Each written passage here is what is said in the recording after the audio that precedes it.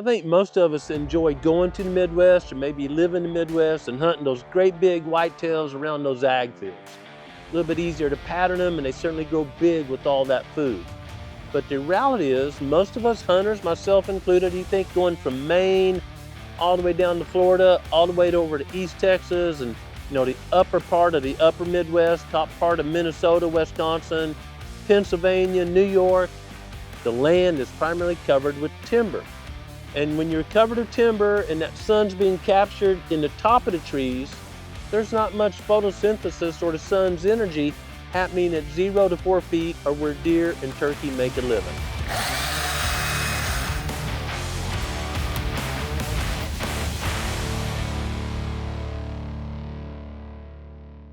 That's not to say we can never grow the same quality of deer or have quality hunting or create those bottlenecks. It means we have to manage timber different than what's traditionally been thought of. When I was raised up, the word oak flat was something that was thrown around by all hunters. Well, I found a lot of sign on an oak flat. And an oak flat was simply a more or less flat area, maybe on top of a ridge or the side of a ridge where it flattened out, with a bunch of big oak trees, a closed canopy forest, and a lot of acorns that year. And you might have really good action for a week or two when the acorns were present, and then the rest of the year, you didn't see many deer there. Fortunately, a lot of researchers, myself included, through the years have been working on techniques to really improve the quality of that habitat. But it stems from reading the early explorers. Could be as simple as reading Daniel Boone's journal or other early trappers and explorers. I find that there were trappers and explorers that kept a journal, literally again from Maine to Florida, out to Texas and beyond.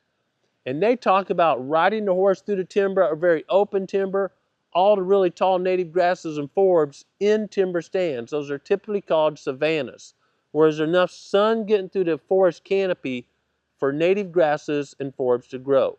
And through the years of sometimes bad logging practices, we've ended up with a closed canopy forest throughout much of the whitetails range. Most of you know from walking through or hunting a closed canopy forest, there's not many groceries on the ground. Occasional sapling, maybe an occasional briar, ferns if you're in Pennsylvania or that area. Those little boys in West Virginia, Virginia, North Carolina, a lot of those areas, except for a few small ag areas, it's a closed canopy hardwood or pine forest and just pine needles or oak leaves covering the vast majority of the forest floor. But if you're in an area where there's some sun coming through or maybe a big tree was killed by lightning or something, there's always a bunch of green growing there. That seed bank is in the soil, again, almost throughout the entire whitetails range.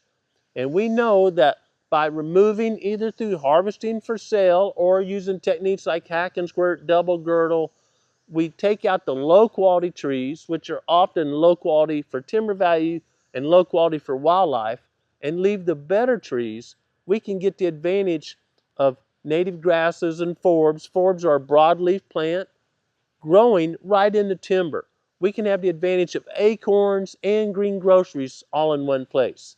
And those green things growing, native grasses and forbs, provide cover for turkeys, deer, and other game and non-game species also. The techniques are pretty simple. A lot of people use big complicated words, but what I do is I walk into a stand here at my place in southern Missouri. I tend to put my back by the best quality tree in that little area, that little 30, 40 yard circle or so. And then I look at the low quality trees around there and I decide I want to terminate them to let more sun come down, and so that good tree I want to leave has more energy to be healthier.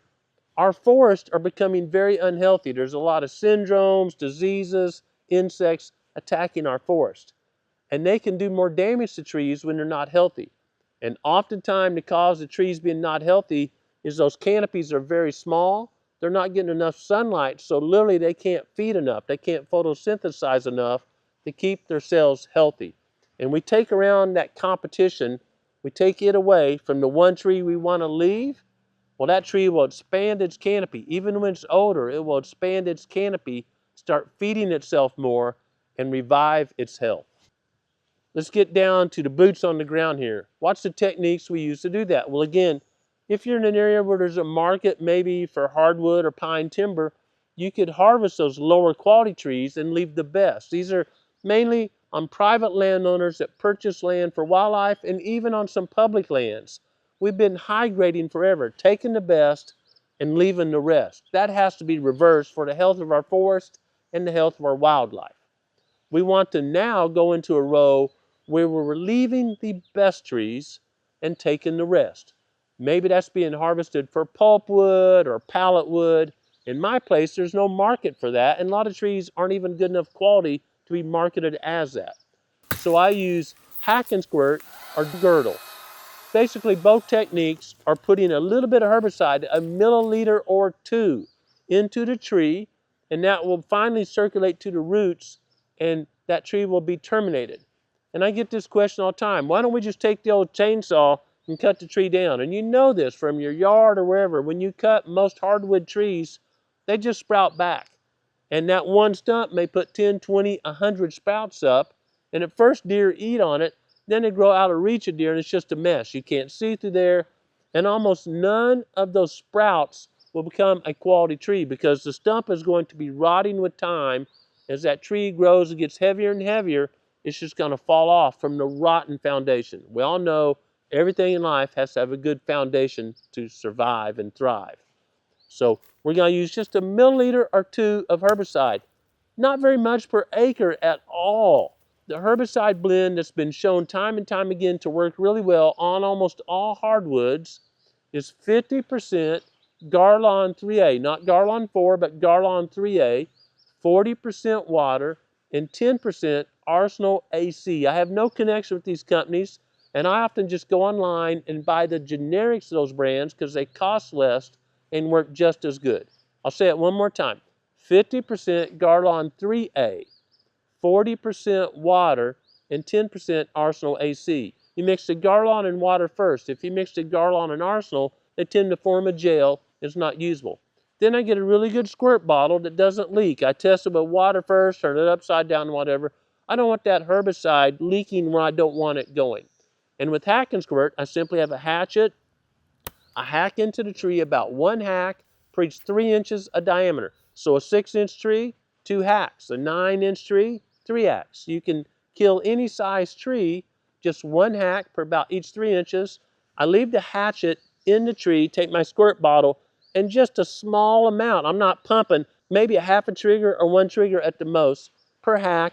It runs down my hatchet right into there, and I'm not trying to cut the tree down. The outside layer, like our skin, the bark on a tree is its protection, and right inside that is the tree's circulatory system, the cambium layer. I want that herbicide going into the cambium layer. Like when we get an IV, they're not sticking real deep in there. They're getting an artery or a vein right under the skin. The same with the herbicide. 1 hack per 3 inches. And that works really well, that technique, when the leaves are fully formed. Wait until summer gets started just a little bit, until those first ones start changing colors. That's because the sap is flowing and we get good herbicide distribution. If you're doing it in a more pleasant time to work outside, usually in the winter time when the leaves are off a tree, we take a chainsaw and just make 1 ring just through the bark. Again, we're not cutting the tree down. You're cutting, a 1/2 inch deep, depending on the species of tree. We take that same bottle and we just mist that herbicide all the way around. It's not running down on the ground. We just barely mist it in there. And slowly over time, that tree will move that herbicide up and down and terminate the tree. Now I get some comments, Grant, guys, you're using a herbicide. I'm using a small amount. And if I cut the tree down, I cut it up or do whatever, or I haul it out of the woods, I'm going to use more gas, which is also toxic, like herbicides, and oil on the bar or whatnot, doing all that work than just barely cutting and using a milliliter or 2 of herbicide per tree. Growing Deer is brought to you by Bass Pro Shops and Cabela's. Also by Green Cover Food Plots, Winchester, PH Outdoors, Moultrie Mobile, Steel, Fleet Outdoor Apparel, Morel Targets, Fourth Arrow, Scorpion Venom Archery, Case IH Tractors, Ward Laboratories, Burris Optics, G5 Broadheads, Prime Bows, and Redneck Hunting Blinds. Again, I'm leaving the best trees and terminating enough to allow about 30 or 50% of the sun's energy to reach the forest floor. Often it's important to follow that up with prescribed fire. And I know some of the northern states are still a little queasy about fire, but recently Pennsylvania made prescribed fire legal. New York is thinking about it. States are coming on board and realizing just how natural fire is as a habitat improvement tool. Fire was used before European settlement. We know from records of Native Americans, early explorers, and scars in older trees. Fire has always been a part of this North American ecosystem, except in the wettest areas. And fire can be used to cause these grasses and forbs through various mechanisms, removing the leaf litter, stimulating seed, all these things for those to grow out of the seed bank, and keep hardwood saplings at bay, because where these areas have been covered with timber for so long, there's also a lot of tree seeds out there. And if you don't do anything, most likely hundreds or thousands of hardwood saplings will come up. That's okay when they're really small, but when they're 10 feet tall and got a canopy, once again, the forest floor will be shaded out and there'll be no cover or food in that critical 0 to 4 foot range. When you're using the hack and squirt or girdle technique, it's not like taking, a grass herbicide or Roundup or something and spraying a little grass in your yard and 3 days later it's browning up. You're using a milliliter, less herbicide than doing this and spraying grass to kill something that weighs a ton or two. So it may take months or even the next growing season before that tree is terminated. It's important to use the right herbicides at the right ratio and the right safety equipment. Those herbicides are very safe, and I want to mention that I always put in that blend a blue herbicide dye. There's not much blue in the woods, and it's important to know which trees you've treated and not treated, and really important to understand that tree sap is designed to come out and cover wounds and keep insects, fungus, disease out of there. So when you cut that tree or hack and squirt that tree, you need to apply the herbicide within 5 minutes and hopefully less, so it gets in the tree's system before sap covers up that gap. When we're doing this, it's not like industrial forestry where maybe they cut every 5th row of pines or something like that. We're doing this as landowners, or even on public land. There's a lot of volunteer days on public land anymore to create better habitat. And you may come to a great big woofy tree that you got your tree stand in. It's not a pretty tree, but it serves a purpose for you. You're making an individual choice. And the great thing about these techniques, again, you don't have to do it all at once like a timber company trying to make a lot of profit. You might be in an area where there's a lot of sweet gum. And you might go through first and take out most of the sweet gum, see how much light is coming through and reaching the forest floor, and then come back and take out some hickories or other lower quality trees. You can paint the canvas, and you can keep painting, but you can't get it back, right? If you terminate a tree, it's probably not growing back in your lifetime. So you're making these choices, and you're making them to benefit wildlife and to improve the habitat. It also improves hunting. You may be making a hard edge or a bottleneck, or think about this.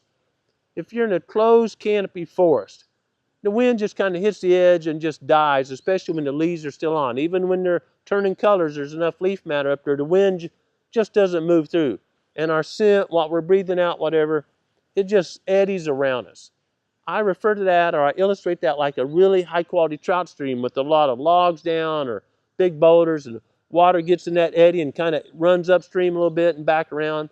Well, that's what our scent often does in a really thick canopied forest.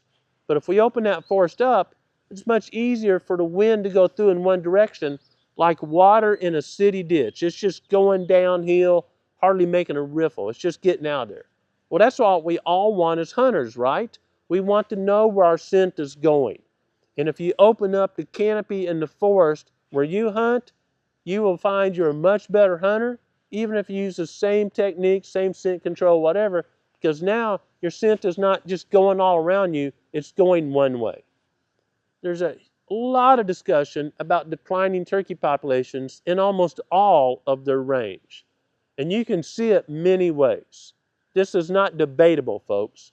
There's a few states that are doing pretty good. North Carolina is one of them. There's a couple others. States are reducing bag limits, taking away decoys, a lot of things. Not sure that's effective or not, but we do know that removing predators and making better habitat helps turkey populations. Here at the Proving Grounds, we have really good turkey population. It's so good, I don't really like going to other places to hunt anymore because I know how good the turkey hunting is here. And you do that by getting brooding and nesting cover. Those are the two missing factors in most areas, and reducing predators. And I'm not going to get in arguments over this, a lot of debate over this. I mean, so many of the people we help in land management practices that trap have great turkey populations. Research is catching up with that. But by making better habitat and getting sun to the forest floor, where now good nesting and brooding cover can grow. It can't grow in shade. You have a much better chance of turkey poults, all the songbird nest and eggs out there. There's about 27 songbirds that nest close to the ground here where I live, and of course fawns surviving if there's some cover. Native habitat, if you do what I'm talking about, get 30 to 50% of the day's sun. Think about at noon, you go out there and you look around. You're not taking an exact calculation. If you go in most forests where I work, there's almost no sun reaching the forest floor. But if you open up that canopy where you get about 30 to 50% of the areas lit up with the sunshine, about noon, you know stuff's going to grow. Back that up with the prescribed fire, gets even better. Now you've got food, cover, and healthier trees in that woodlot. I can't imagine anyone wanting to argue with that. I hope you enjoyed this information. If you got questions or comments, please send to us. We try to respond to as many as we can. If you think this information is helping you, hey, buy a hat or a t-shirt. That just helps us keep providing this information. I want everyone to understand creation, enjoy creation, but more importantly, take time to seek the Creator's will for your life and apply it daily. Thanks for watching Growing Deer.